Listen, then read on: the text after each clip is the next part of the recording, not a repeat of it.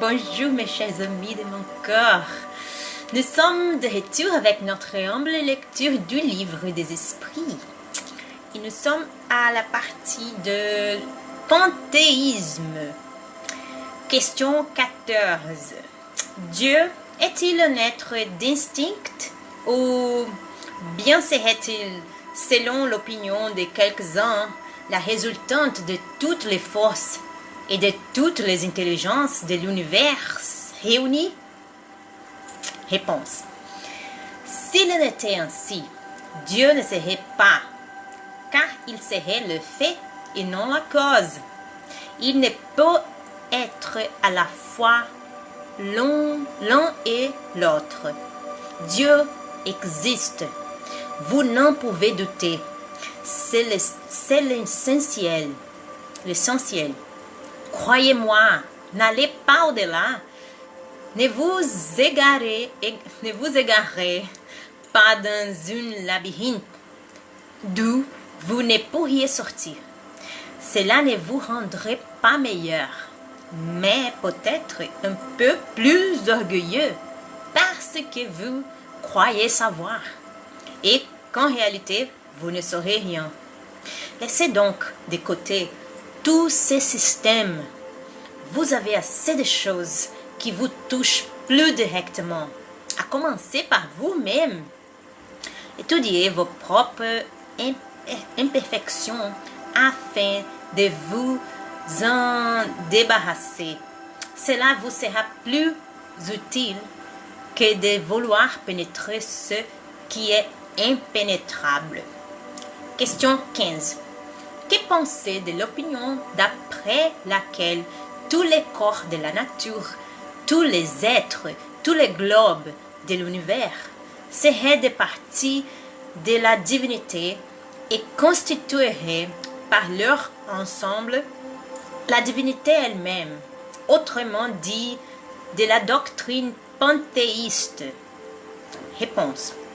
L'homme ne pouvant se faire Dieu veut tout moins être une partie de Dieu. Question 16.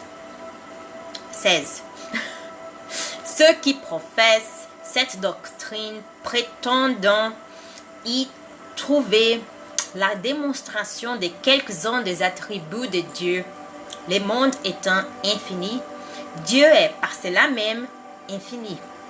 Les vides ou néant n'étant nulle part, Dieu est partout.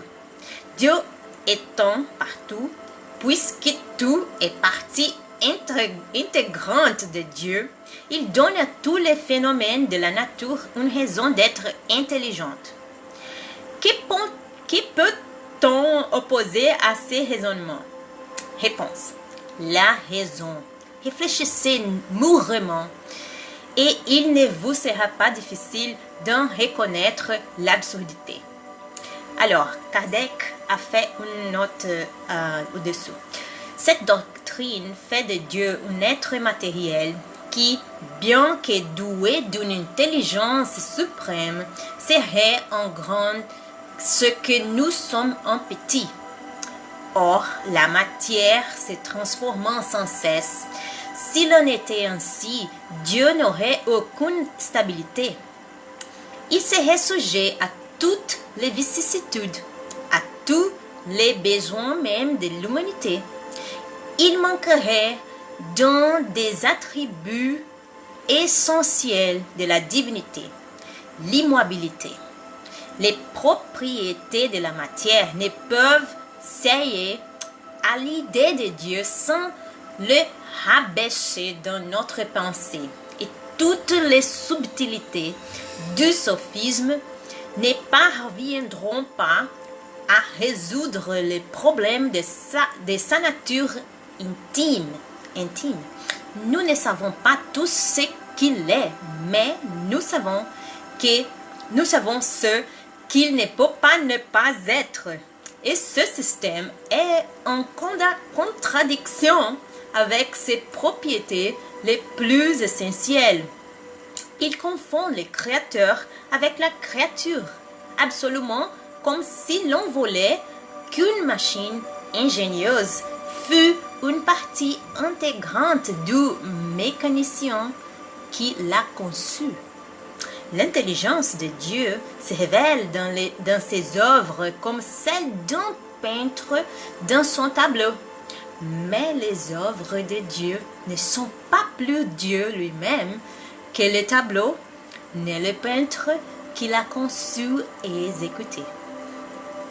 Eh bien, nous avons terminé notre lecture pour aujourd'hui. J'espère que vous l'avez apprécié autant que moi. Que Dieu vous bénisse tous. Salut.